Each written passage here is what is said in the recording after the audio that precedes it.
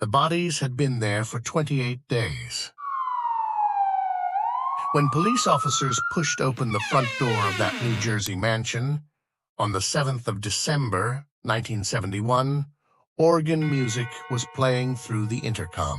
Slowly, quietly, like a hymn at a funeral that nobody attended, they found the first body in the ballroom, then another, then another.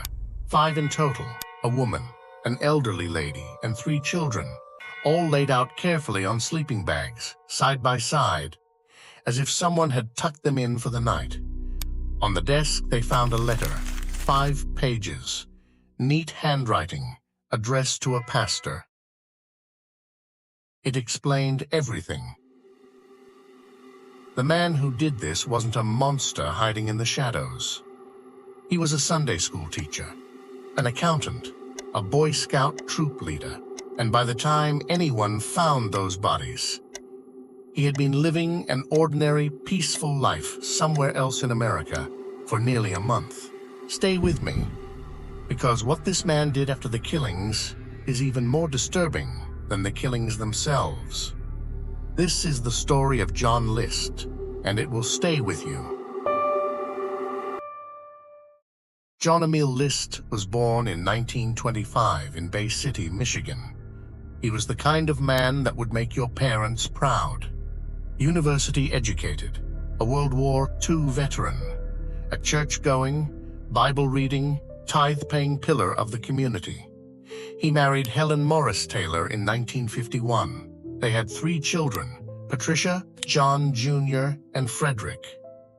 His elderly mother, Alma, lived with them in a sprawling 19-room Victorian mansion at 431 Hillside Avenue in Westfield, New Jersey. He taught Sunday school every week. He led a Boy Scout troop. He sat in the same pew every Sunday morning. To everyone around him, John List was a good man, a faithful man, a safe man. But here's what nobody knew. Behind that perfect front door, John List was drowning, and he had already decided what he was going to do about it. In 1971, List was quietly fired from his job at a New Jersey bank. He had been hiding it from his family for months, leaving the house every morning, in his suit, pretending to go to work, sitting in train stations and libraries to kill time. Meanwhile, the bank was moving to foreclose on the mansion. Debts were stacking up that he had no way to pay. His wife, Helen, was battling a degenerative illness. His daughter, Patricia, had become passionate about community theater, something List saw as sinful and worldly. He believed his family was spiritually lost. To John List, everything he had built, his reputation, his image, his identity, was collapsing around him. And he couldn't face what that made him look like. John List had a plan, not to ask for help, not to come clean, but to make sure no one would ever know he had failed.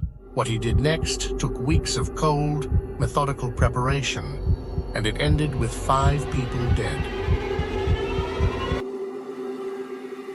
In the days leading up to November 9th, 1971, John List had been preparing with the same quiet precision he brought to his accounting work.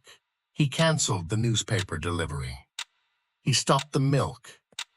He intercepted every piece of mail before his family could see it. He called the children's schools and told them the family would be away visiting a sick relative.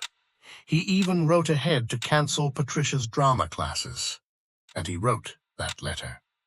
5 pages to his pastor, explaining in neat, careful handwriting exactly what he was about to do and why God would understand.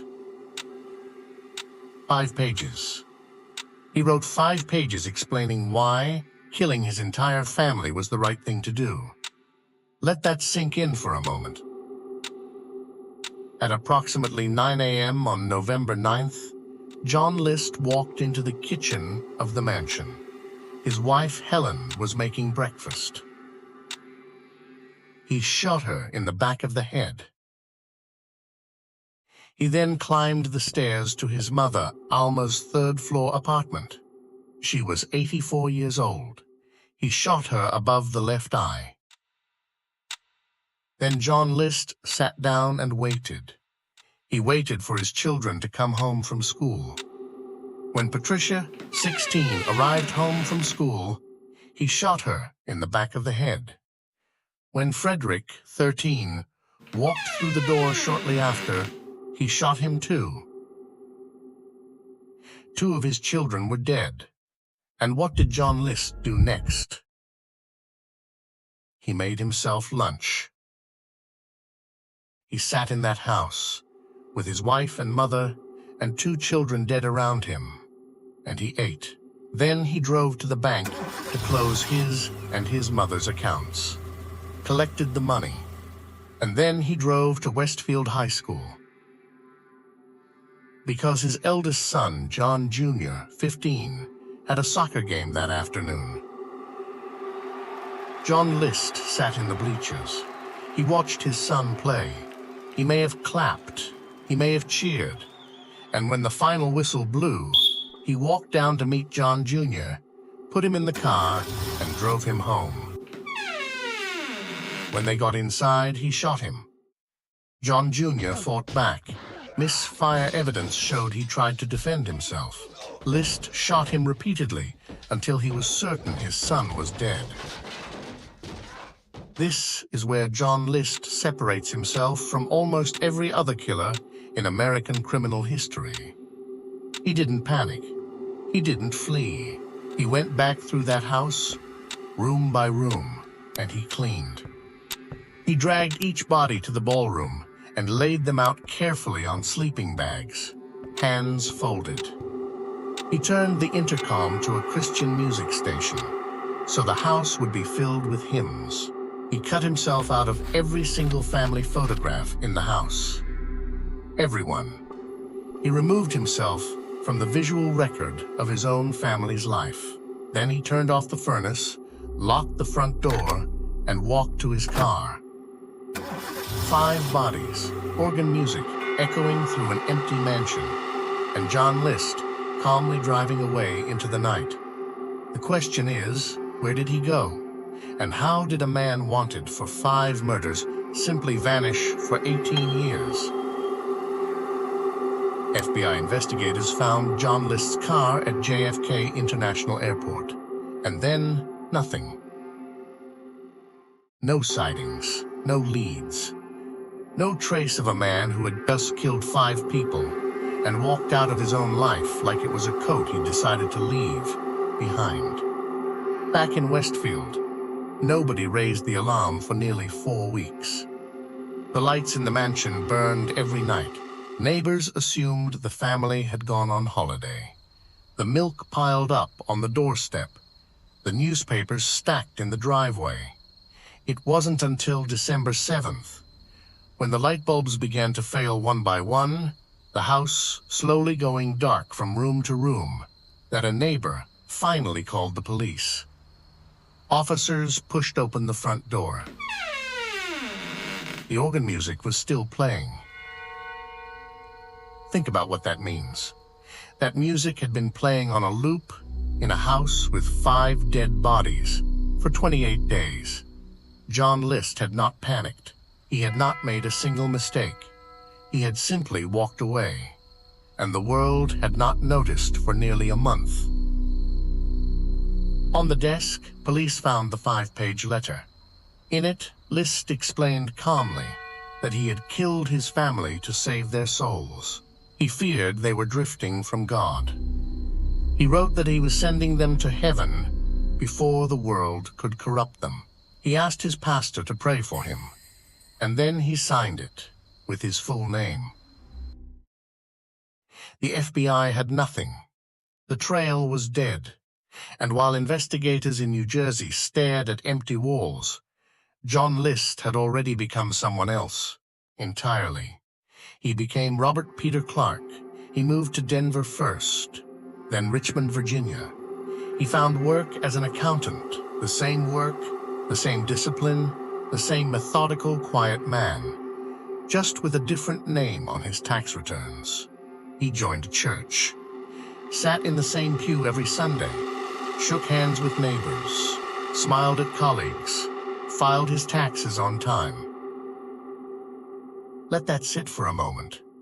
While Helen, Alma, Patricia, Frederick, and John Jr. lay in their graves, their killer was singing hymns on Sunday mornings in Virginia. If this case is making you feel something right now, that's because it should. Subscribe to this channel, because we cover cases exactly like this one. Cases where evil wore a normal face and almost got away with it. Hit the button. You won't forgive yourself if you miss what's coming next. In 1985, 14 years after the murders, Robert Clark got married again. A woman named Dolores Miller said her vows to a man she believed was kind, quiet, and faithful. She had no idea who she had just married. Back in New Jersey, the Westfield mansion had been demolished. The case had gone cold. Most investigators had quietly accepted that John List might never be found. He had done it. A new name, a new wife, a new church, a new life built on 5 graves in New Jersey. 18 years, and he was about to be undone, not by forensic science, not by a witness, not by a confession, but by a clay sculpture of his own aging face on national television. Subscribe right now, because what happened next is one of the most remarkable moments in the history of American law enforcement. On May 21st, 1989, 18 years after the murders, America's Most Wanted aired a segment on the John List case, but they did something no manhunt had ever attempted before.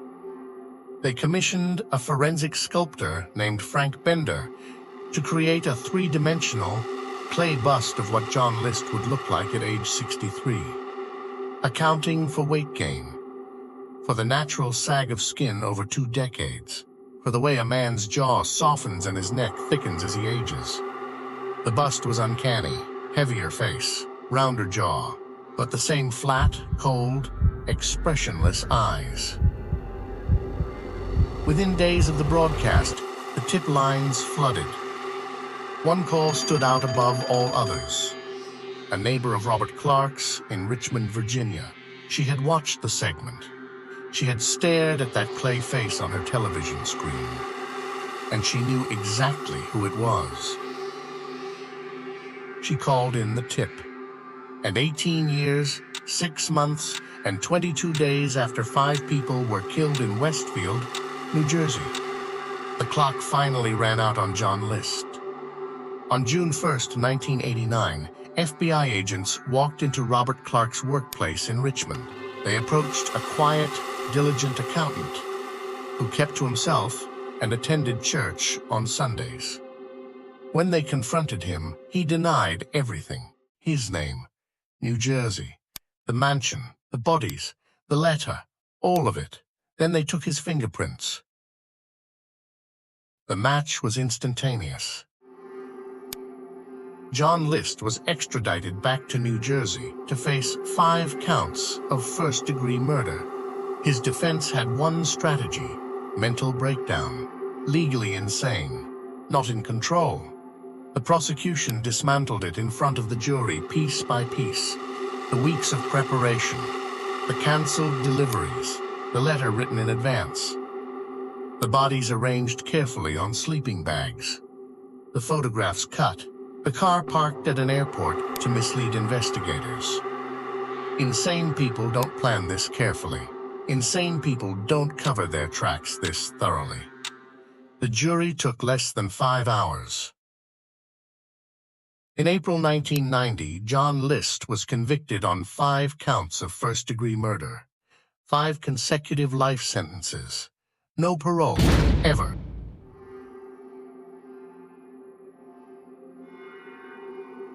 In a prison interview with Connie Chung, he said he believed his family had already forgiven him from heaven.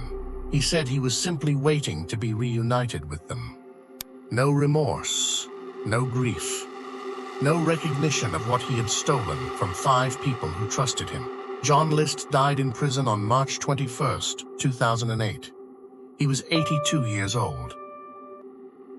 John List belongs to a category of killer that criminologists call the family annihilator. And despite how rare the label sounds, it is more common than most people want to believe. Family annihilators are almost never impulsive. They don't snap in a moment of rage. They plan, they rationalize. They construct an elaborate internal story in which what they are doing is, in some twisted logic, an act of love, or mercy, or protection. What they share is a pathological inability to separate their own identity, image they present to the world. When that image is threatened by financial failure, by a spouse leaving, by a child who embarrasses them, they do not seek help, they do not adapt, they destroy the evidence, and they call it love. Here is the most chilling part of the John List case. And of every case like it, the warning signs were there. The financial ruin, the isolation, the rigid, controlling worldview, the inability to ask for help. These are the fingerprints of a family annihilator, and almost nobody recognized them.